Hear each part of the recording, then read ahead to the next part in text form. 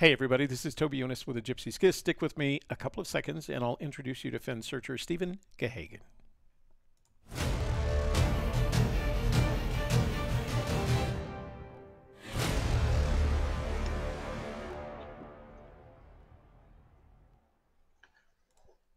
So before I get started with today's interview, I want to remind those of you who are watching, if you're interested in participating in our It's All About You interview campaign, the first step in doing that is filling out the questionnaire at questionnaire.agypsyskiss.tv. Fill it up and it'll show up in our queue and we'll get back to you, help you with the technology, and then conduct the interview. So, Stephen, how are you? Nice to see you again. Good. How are you? Very good, thanks. By the way, Shelley and I wanted to thank you very much for that very nice bottle of wine. Rusty Buzzard, was it?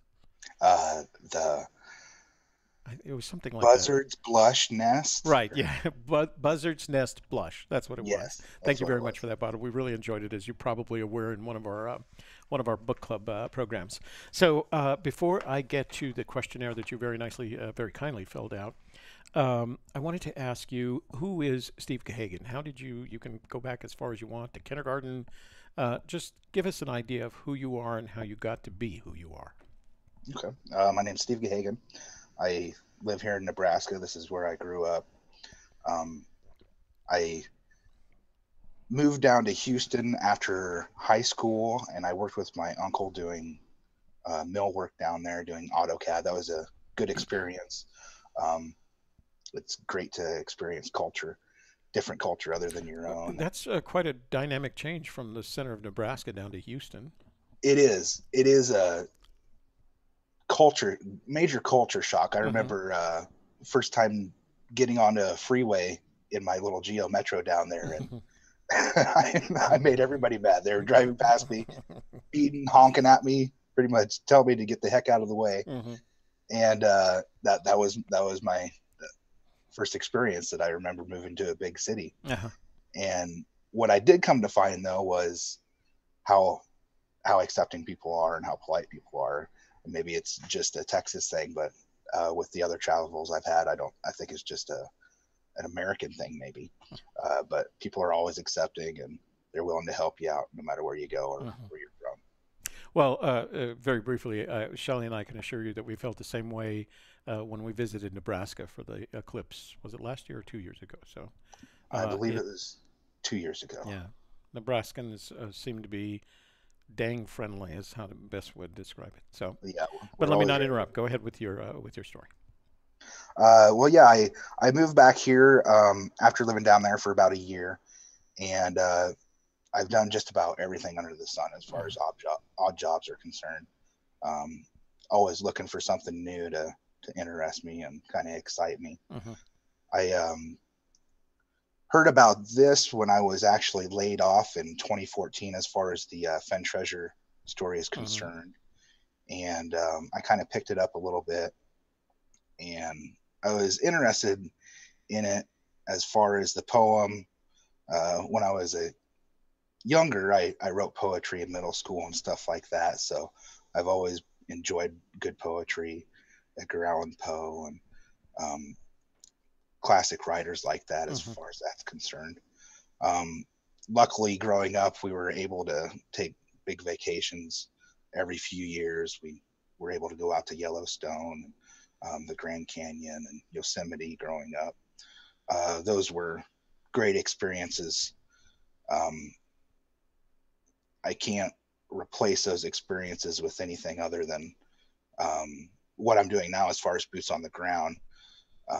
It was good to be able to grow up back then when technology wasn't coming at you so fast Hmm. and you still were able to go out and do stuff, and you had to entertain yourself, Right. so to speak. And you were kind of free to explore. Yes, I was free to explore, um, even at a young age. I mean, I remember walking home from school when I was in fourth grade, and Hmm. now a lot of parents wouldn't ever think of Hmm. letting their kids do that. Hmm. But you have to let your kids do that. You have to let your kids get out there and explore and have a balance between technology and also living life. Hmm. They have to experience it. So, And tell me about the family that you grew up in, and then tell me a little bit about your family today. The family that I grew up in, I come from a split home where my parents are divorced. Hmm. So that created a different experience other than some have had. Hmm. Luckily, we got to go with my dad in the summers for 3 months at a time. Hmm. And that's when we did those major vacations. We Hmm. also took a fishing trip, a camping trip for a week every year. So I've always been outdoorsy and uh, ready to explore and find different points on the map and see what's over the hill, Hmm. see what's on the other side. And that's just how we grew up. That's how I try to raise my kids. I have 4 kids, two 10-year-olds, a 5-year old, and a 19-month-old. And I encourage them to get outside and explore, and I try to take them with me even if they don't want to. So the twins, they're boys, girls, or mixed? Mixed. Uh, I have a daughter, and my wife has a son. I see. So So, they're not twins. They're just a what do they call it? A blended family. yes, Yeah. Oh, yes, okay. Sorry, yeah. that was a terrible assumption on my part. No, that's all right. They're twins when they want something because Yeah. They sound the same. yeah, Yeah. oh yeah. And how much time do you spend with them in the outdoors? Uh, Do they have uh, that uh, travel bug? they do. They love to go everywhere. I mean, with that dynamic in a family, we're just always on the go. And they're Hmm. always ready to go out, go on a walkabout, as I call them, and go Hmm. out and explore. And they like getting down in the creek beds with me and turning stuff over and seeing what's under it and what's that. And I, if you just give a kid a push in that direction, I think any kid loves doing that. Have you ever found an arrowhead? I have never found an Okay, arrowhead. I don't feel bad then. 'Cause I I'm did 69. find I did find some pottery, Uh-huh. but no arrowhead. Hmm. Yeah, No.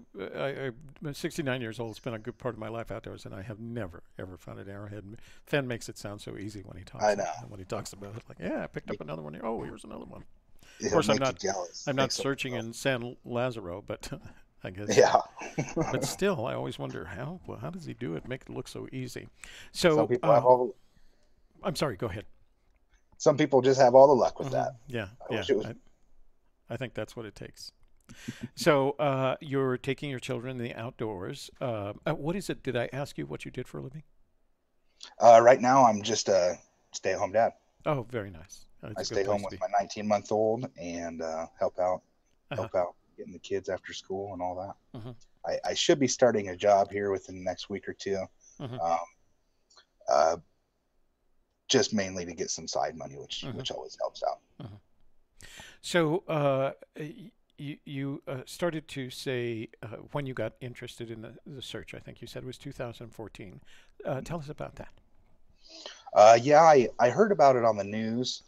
I I can't remember if it was a television program or something that I saw online, but I had heard about it and picked it up a little bit, and I studied the poem and just kind of vetted it, so to say, to see if it was something legitimate, something worthwhile of looking into.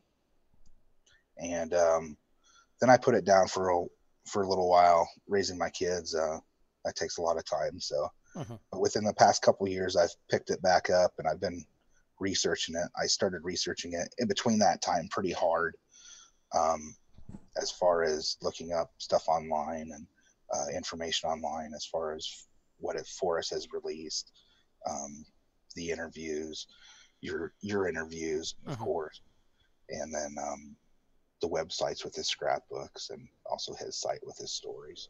Uh-huh. I've always And said that if you look at that, if anybody happens upon that Moby Dickens video, if you're not hooked at the end of that video, you don't have an exploratory soul. You know, like, yeah, yeah, I've got to do this. So, I'm sorry, I interrupted you. What were you going to say?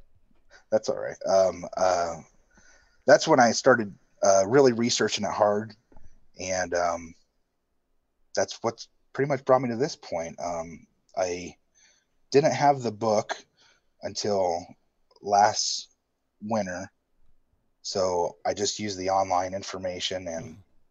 really went over that. I mean, there's so much information out there, and it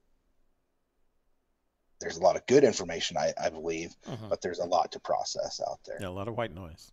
Yes, yes. As your son says, there's a lot of white noise, and it's easy to get confused about who said what and when. Yeah, exactly. Well, sometimes people have asked me, "Is it important to have the book?" And I'm always kind of balanced when I tell them there's enough information out there that you may not need the book. You start with a poem. The book is helpful, but you may not need it as long as you can filter out the white noise because Yeah, that can get very difficult. So we've had a exactly. really interesting 2018 search season. It actually kind of launched back in February with Jenny Kyle's mysterious writings questions that Fenn, in which Fenn responded that was telling him that it would be found this summer, and it just kind of evolved into a very busy, I guess, is the best way to describe it. Search season finished off, of course, with what I would not necessarily in terms of time, but the Jamie Jordan drawing in September was kind of like well, that's a damned interesting search season. How did you Yeah, feel about it? it was exciting. It was a very exciting season. A lot of stuff went on. I think it kind of started the November before when book released Once Upon a While. Hmm. So that helped create buzz. And Forrest has also been pretty talkative this year. It seems like more so than past seasons. Hmm. So that's helped a lot. I mean, we feed on every word that he gives us and we So analyze it. search energy is what I call it. We think that he's speaking to us every Hmm. time. Yeah, yeah. But yeah, the season was great. It was my first boots on the ground season, so for me that was wonderful. Hmm. You can't replace those experiences. It was great to get down to northern New Mexico and came down for the Jamie Jordan event and met you veteran searchers and met Forrest and got my book signed, and that was just a great experience that I'll never live down. I'm so glad that I made the decision to get down there Hmm. and get that done. Also did boots on the ground at that time as well, Hmm. which was fun. I usually go with my uncle, and we always have a great time when we go out, camp on the ground, and he complains and gripes about stuff, and I just let him know, well, we're here. We can't do nothing about it. Where is a hotel? Can we get to a Yeah. hotel? I need a Luckily, restaurant. I need a he doesn't restaurant. mind getting in a tent, Yeah. but uh, when we went down in March, it was the end of March, and it was still pretty cold. Hmm. And he wasn't too particularly thrilled at the bear warning sign that we Hmm. found. Yeah. So he let me know about that the first night, and he tried sleeping in the car then. He thought I was pretty crazy for pitching a tent on the ground. I'm like, well, I got my bear spray. I'll be fine. I'll be fine. Yeah, but I think there's a point at which people have to accept either I'm with a crazy person or maybe they do know what they're doing. I Yeah. hope they know what they're doing, Well, he kept telling me I was a hell of a guy, so I think. So, no treasure in your 2018 search season. That leaves, of course, the opportunity of a 2019 search season. How Yep. are you going to spend the winter months? I'm gonna. I say do more research, but it's really going over the information that's already been Hmm. released. I'd say. Um, I guess I don't want to label myself for anything as like a Fenn purist or a Hmm. poem Hmm. purist, but I always go back to Fenn's words, and uh, I probably overanalyze his words, but I go back to him and at least read them to make sure it's what he said and how he said it, Hmm. and that I think is important to do. Agreed. You gotta always balance yourself.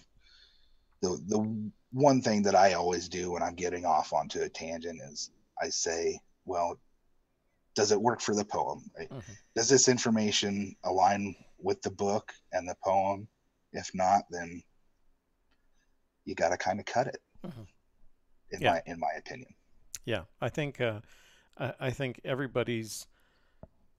everybody should have two bins, two metaphorical trash cans, or bins, and one is the bin of the stuff that you've looked at and discarded, and the other one is the bin that contains the stuff that's going to have potential for you, and this bin should always be pretty much full, right? Yeah, And yeah, this one should be reduced to the things that are A1 in terms of categorization. yeah, So Fenn for me has always been a very interesting character, and calling me a veteran searcher is interesting because I started the search a year before you did, so it was I'm not that much more a veteran. But I've had some time with Fenn, and I find him to be an amazingly interesting character. And what's most interesting to me is there's a spectrum of Fenn. When I talk to Shelley, I use this description. At this end is the crazy old coot, and at this end is, the marketing genius.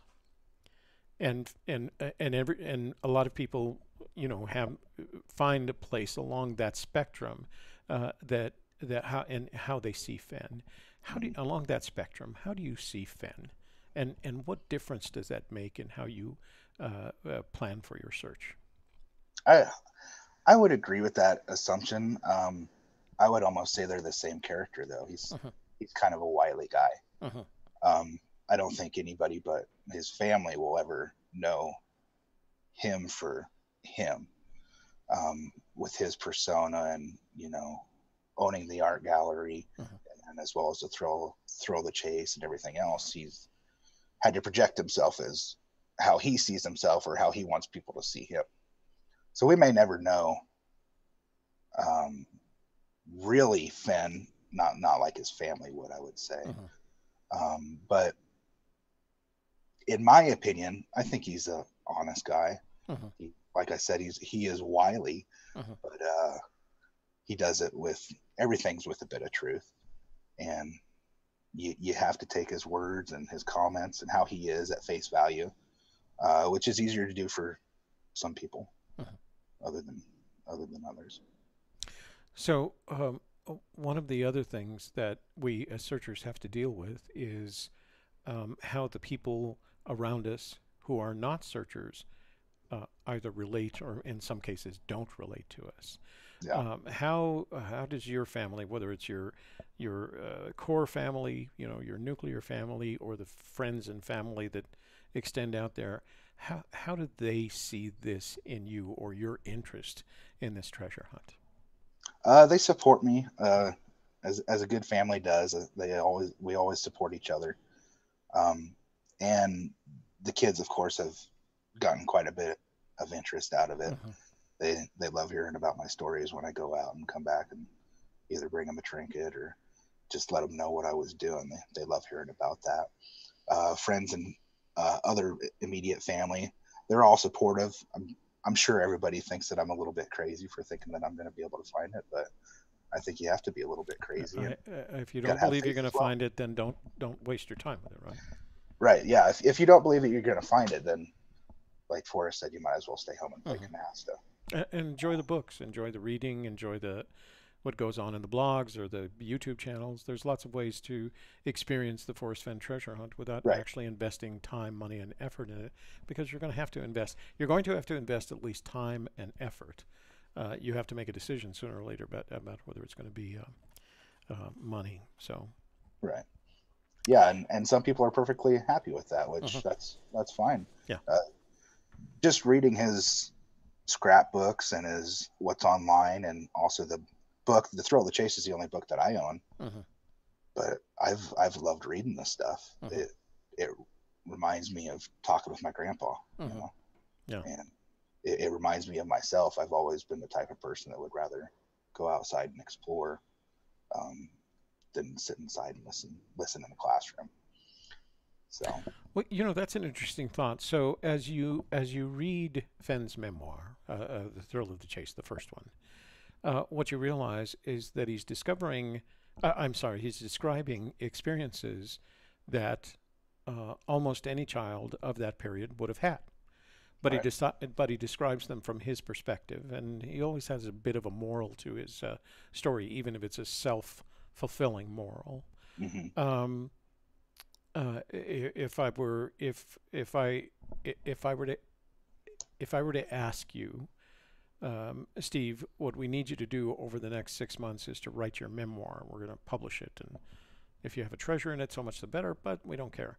Um, how much would your memoir look like the memoir that Forrest Fenn wrote for himself? I would say in the younger ages, pretty paralleled. Uh-huh. Um, I would say we were we probably would have been friends in school if we would have been in school together, Mm-hmm. because had a lot of the same interests as far as getting out exploring, fishing. We were always encouraged to do that. One of my youngest memories was my grandpa taking me fishing, Mm-hmm. and those are experiences that you can't replace with anything. Mm-hmm. Um, you can tell somebody how to catch a fish and let them know this lure does this lure does that, but until they are there to experience it themselves, uh, there's just no replacement for that knowledge, that experience. He's an interesting character, and I think one of the things to me that made the memoir so enticing was that as I read the stories, I started comparing them to not necessarily the stories that I've written, but the stories that I recall as a result, playing with marbles and things like that. They all brought back memories of my own that were interesting. Only and we're not we're close in age. I mean, he's 88, I'm 69, so we're 20 years apart. Not quite a complete generation. So his experiences were slightly different. He's a pre-war baby. I'm a post-war baby. Right. But there was a lot of commonality, and I liked that a lot of the freedoms that he experienced, the adventuresomeness that he experienced, was something that I grew up with at that point in time. None of which I would have allowed my children, right? So Yeah. that was like, oh no, you are not going to go up into the mountains alone for 2 days. Well, So, and I got that too. It's like he says when he's reading J.D. Salinger's book, where it's almost like it was him talking to himself. mm-hmm, I compared it to my having a conversation with my grandpa, mm-hmm, is what it felt like. But the experiences were also somewhat paralleled. I've always been a lover of history, and so that kind of stuff has always enticed me. mm-hmm. I've loved watching like oh the Real West. I remember those shows, watching those, and the Wild West and all that. Mm-hmm. Um, but I also old enough to have grown up playing with marbles and stuff like that. So it's great to be able to have that experience and then keep those things alive and share them with your children as well and pass them on. The most interesting experiences that I have is when I do something or when I buy something that I know I would have had an interest in as a child, and I give them to my grandchildren and my local grandchildren. I have grandchildren, but the local grandchildren are a pair of boys and a pair of girls. Well, actually more than that, but the ones that are like in the 10, 11, and 12 age group. And I bought them a bag of marbles, and they looked at me like, what are we supposed to do with these, big boy? Like, no idea. So I think I took them outside and showed them how to play marbles, and it lasted, I don't know, 5 minutes, Yeah. before it was too hot and too dusty. And so one of the questions I ask, of course, is in which state do you believe Fenn hid the treasure? Sounds like that's New Mexico. Yes, that's what I believe. And what is it about what Fenn has said that convinces you that it's in New Mexico? Um, I believe that from my research, in my opinion, I guess, there's enough evidence out there and release statements to make it at least New Mexico, maybe Colorado. Mm-hmm. But I don't believe Colorado is in. I believe it's New Mexico. Mm-hmm. But I believe he's released enough statements, as far as I'm concerned, from what I've heard him say, that that's where my focus is. Mm-hmm. So we talked about earlier about you actually have to believe that you have a good chance of finding the treasure before you start investing time, money, and effort. But in the question where I said, what do you believe is the percent probability you will find the treasure, you were pretty high, 76 to 99%. What gives you that Yep. kind of confidence? Well, you can't ever be 100% confident, Mm-hmm. but I believe you have to have faith in yourself, and you got to believe that you're going to find it. Mm-hmm. Positive thinking creates positive outcome. Laws of attraction. Yeah, yeah. Yeah. So, how many times have you been boots on the ground to search for Fenn's treasure? Twice. Mm-hmm. Both in New Two boots Mexico. on the ground. Yes, both in New Mexico, both to the same area, and planning my third one back to the same area. Mm. And you haven't tried any other states? I have not. Okay, all right. I've had one solution since I've did my research, and that's where my focus has been. So you mentioned that you do own The Thrill of the Chase as of Christmas of last year. Yes. What's your opinion on the purchase of the other two books? As far as it relates to the search, Just, or would it be a good investment for you or not? Whether it's search, personal improvement, reading Fenn stories, is that uh, something you're interested in doing? yeah, I would love to own all of his books if I could, just because I like his style of Hmm. writing and I like what he has to say. Um, as far as it relates to the search, I don't believe that you get any extra out of those Hmm. the other two memoirs. Um, I believe Fenn when he says that all you need is the poem, the book, and a good map or Google Earth. Hmm. Um, but as far as his writing, I would I would buy his writing no matter what. I've come to love him as author. They do make for interesting reading. I mean, they They do. really are well written. He's a good storyteller, and he's learned how to take those stories and put them onto paper. So I think Mm-hmm. they to me, Too Far to Walk. I was interviewing my friend Michael Hool who lives in Tokyo, and he had this really interesting quote. And I think it was when he came through town to visit, and we were at the Starbucks talking, and he said something that stuck with me. He said, "Too Far to Walk" was the memoir that Fenn would have written if he didn't have to hide a treasure. And I thought that was an amazing statement. And if you go back and read it in that context, it really does feel Yeah. that way. So, how much time do you spend in research every week? Every week, I would say, I think what I answered was 3 to 10 hours, and Mm-hmm. I'd say um, 3 hours is probably pretty close to a low figure of what I spend at least Mm-hmm. researching, Mm-hmm. researching, and that can go anywhere from researching what the weather's doing to new blogs or new statements that have come out or Mm-hmm. old So, we've come pretty much effectively. I suppose there are other people that are going. I think Sean Martinez said he was going out either this weekend or next. We've come to the end of the 2018 search season. What are your plans for the winter months?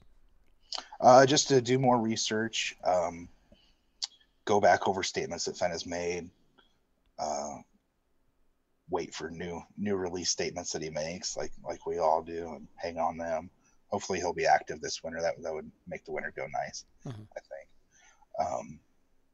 But yeah, just do more research. I think I've only had one solution, as I said, so I'm still in tight focus with that solution. Um, and what I do is I just try to look for anything that might kind of corroborate that Mm-hmm. one solution. Mm-hmm. So, you have been boots on the ground twice this last season. You started. You indicated you started your interest in the search in 2014. You've learned a lot about the search, you've learned a lot about yourself. But you've learned even more about how to do this, right? Yes. You say some things like you have to believe in it, you have to trust the guy who put it out there, etc., etc. So, if you had a searcher that wrote you or contacted you and said, "I'm really interested in the search. What do you recommend?" What would you tell them to do? As a new searcher, I would first of all I would tell them to analyze the poem for themselves and um, what do you take from the poem. Kind of how I've gone through a checklist of it is I just the simplest way I could do it was pull out nouns and try to think of what is he talking about there Mm-hmm. in the easiest way I can, and then do research into that, see if it's viable of what you think it might be.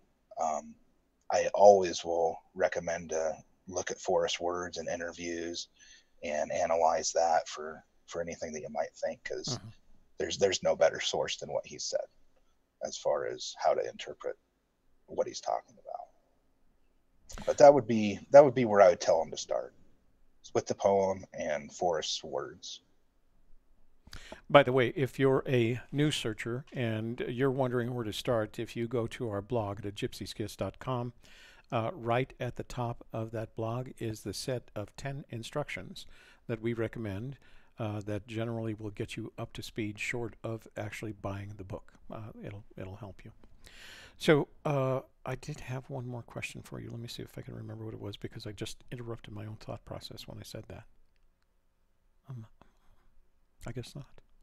So, Steve, I wanted to thank you very much for agreeing to do this interview. It's been very informative. It's been a lot of fun. I love your stories. I like all our searcher stories. Each one of them is different and interesting.